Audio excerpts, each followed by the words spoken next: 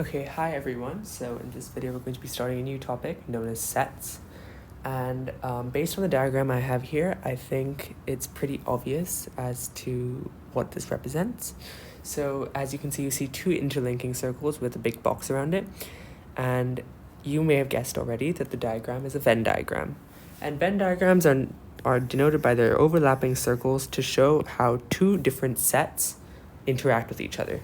So in this case, I've drawn two sets. One is the even numbers, which is denoted by E, and another is the multiples of 3, which is denoted by M. And basically, with sets, it's like in elementary school. If it's in this section over here, that means it's only even numbers and not multiples of 3. If it's in this section, it's both even numbers and multiples of 3. And if it's in this section, it's only multiples of 3, but not even numbers. And it's based in this box known as U. And U is all the positive integers from 1 to 10. So now we have to organize the integers from 1 to 10 into U, E, and M. So we're going to, so U is just all the integers. So all of these would fit into this big box of U, but not necessarily into E and M. So let's go one by one. So let's start with 1. So 1 is not an even number or a multiple of 3. So that would be placed outside both the circles, but inside the box U, because 1 is part of the set U. Let's look at 2. 2 is an even number, but not a multiple of 3, so that goes over here.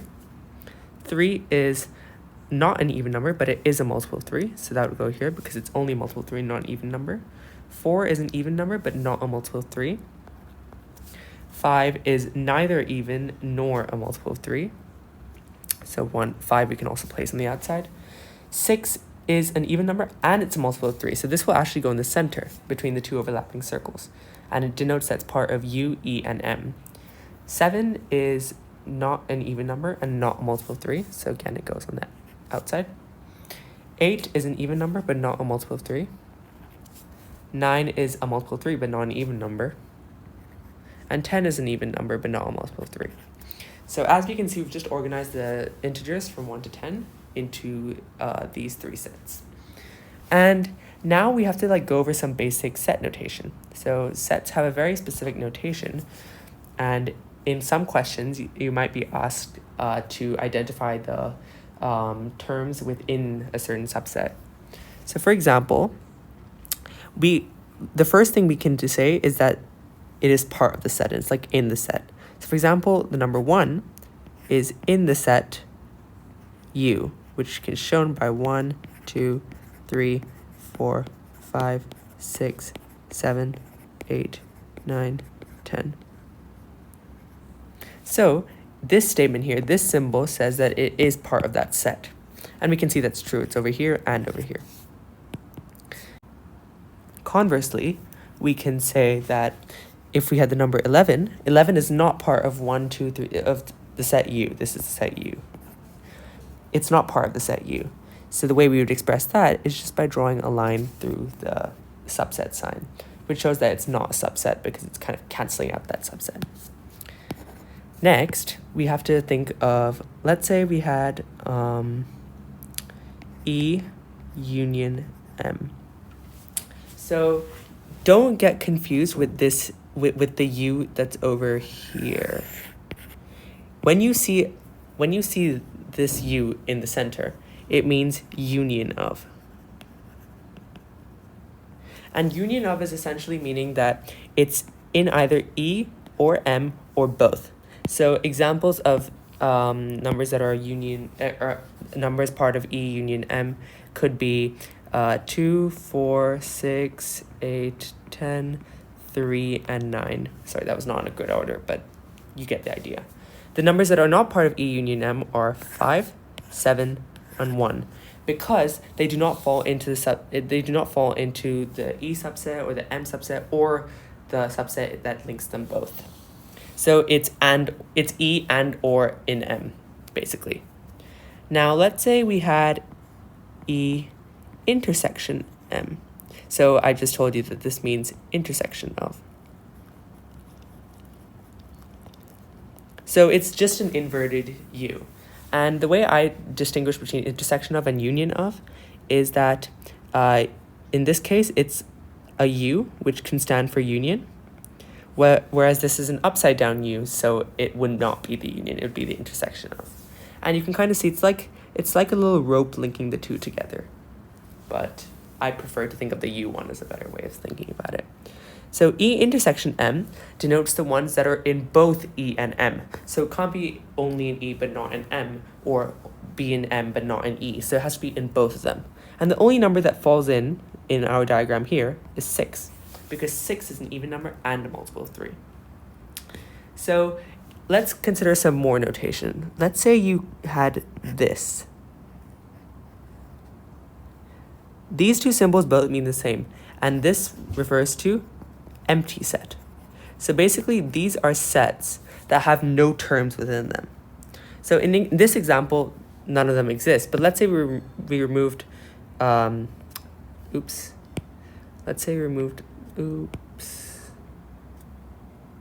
Never mind, let me change the eraser. Let's say we remove the 6 from the union. Well then, an empty set would be E intersection M, because there's no term in it. But it refers to something with no terms, essentially. We have a couple of other units of set notation to cover. So let's say we had a diagram that looked like this.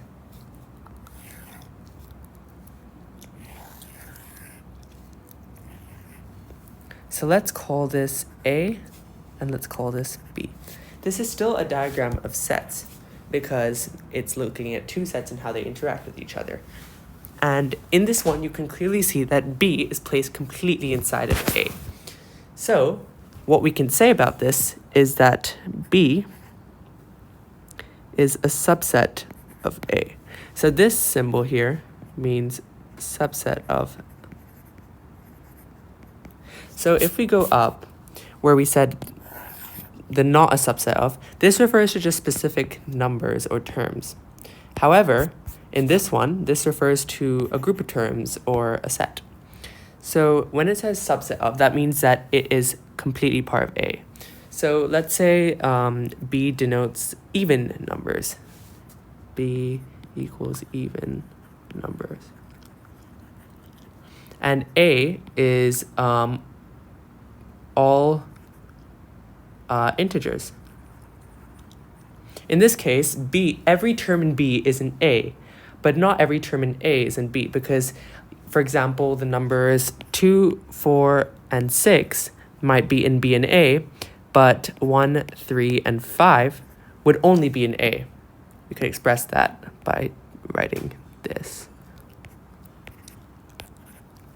for example. So in this case, we see that B is a subset of A because all of its terms are in A. Another way of expressing this is A is a superset. Sorry, that looks like an inequality. A is a superset of B. So that's just basically this flipped around. This basically just been reversed over here. But the other way of saying this is that A is a superset of B, which says the exact same thing, except you're just using A at the beginning this time. And sometimes you might say that B is a subset of A when really they just contain the same terms. But either way, a subset refers to all the terms in the thing that's a subset. Like, for example, in B subset A, well, all of B's terms are in A. All of A's terms might be in B, but it's not necessary. It's not a necessary condition. All right, so we're just going to do one practice problem to see if we understand. So I just made this one up. So let U equal all the positive integers from 1 to 12. Then we have three other sets. T equals all triangular numbers, S equals all square numbers, and C equals all cube numbers. So we write down the terms in question A, T union S, question B, S intersection C, and question C, T union S union C prime, and D, T union C all prime. So first thing we have to do is make a diagram, because that's the easiest way to represent this. So this over here, oops. So this can be U, Then let's draw 3 boxes. So Venn diagrams can have 3 circles, sorry. Let's draw that a bit bigger. It's better. So they all have to be overlapping. Let me put that in the center right there. And let me label them. So this can be T, S, and C. So we have to first fill in the boxes with integers 1 to 12. So let's go systematically with number 1. Is 1 a triangular number? Yes, it is. So triangular numbers, if you didn't know, are 1, 3, 6, 10, 15, ... So essentially, if you look at the difference, it increases by 2. This you can assume that 0 is there too, but you don't have to. Increases by 2, increases by 3, increase by 4, increase by 5, and so on. You get the idea. So essentially, it's a pattern with triangles. And then all square numbers and all cube numbers are pretty explanatory. So 1 is a triangular number, it's a square number, and it is a cube number, so it goes in the center. 2, is it a triangular number? No, it's not. Is it a square number? No, it's not. Is it a cube number? No, it's not. So that would go outside U. No, outside T, S, and C, but within U. 3, all triangular numbers. Yes, 3 isn't a triangular number. And then square numbers, no, it's not. Cube numbers, it's not. So 3 would go in the triangular numbers box, but nothing else.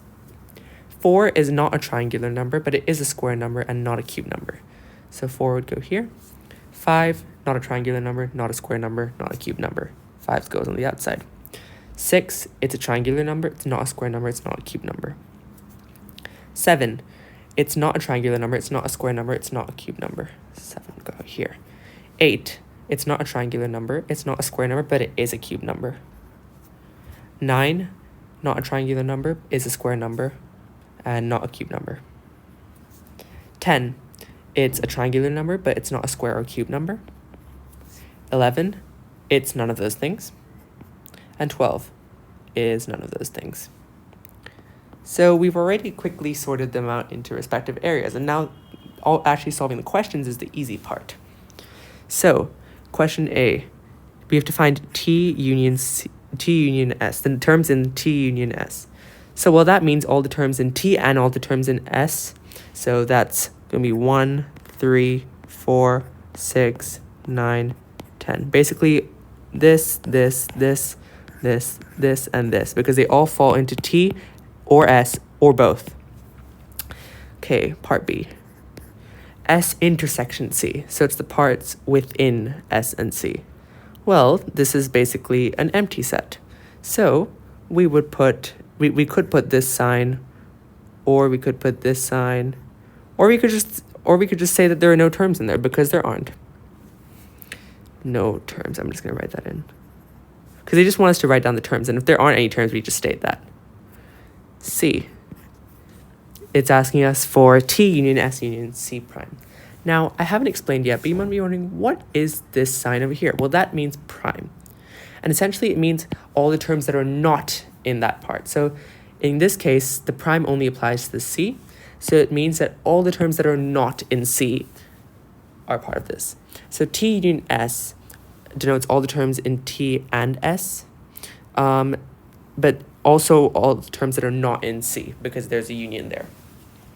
So in this case, we would say, okay, let's first understand what this means. So T union S, we've already got T union S from part 1, and then it says C prime.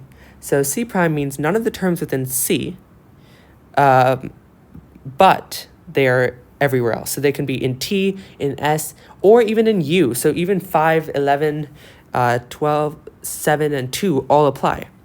So in this case, we'd state all of those.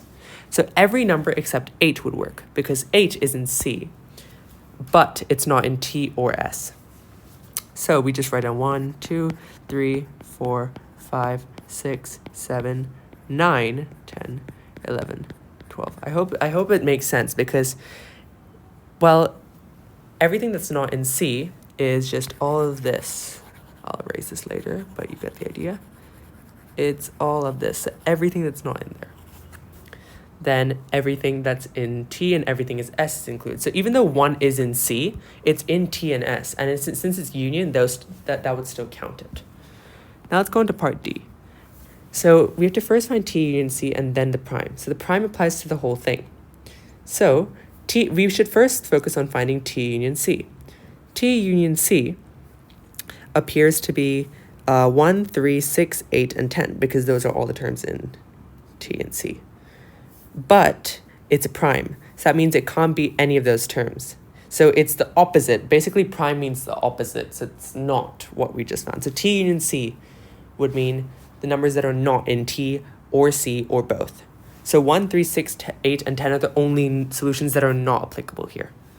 So let's write down the numbers that are applicable. So 2, 4, 5, 7, 8. Well, no, not 8, sorry. 2, 4, 5, 7, 9, 10, not 10, 11, and 12.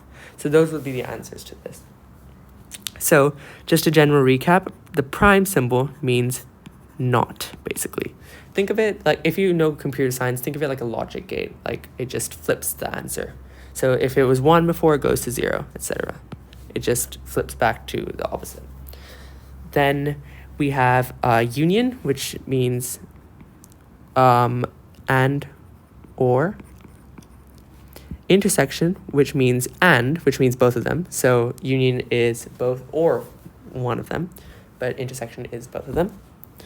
And that's pretty much it. The main thing I would say is make a diagram at all times. Diagrams help you visualize things better. You don't have to put everything in your head, and it's a lot easier just to generally solve it. The solving part becomes so much easier if you just get the diagram part down. As you can see, we kind of whizzed through it. We just looked at the diagram and saw which ones were applicable and which ones were not. So this sets concept actually isn't too bad. I think it would be definitely one of the easier CIM concepts to pick up. But in the next video anyway, I'll just put some practice problems so that we can test our knowledge in more algebraic situations. This one didn't really require any algebra, but later on they might require some. So those will be one of the harder problems. Thanks so much for watching the video and see you in the next one.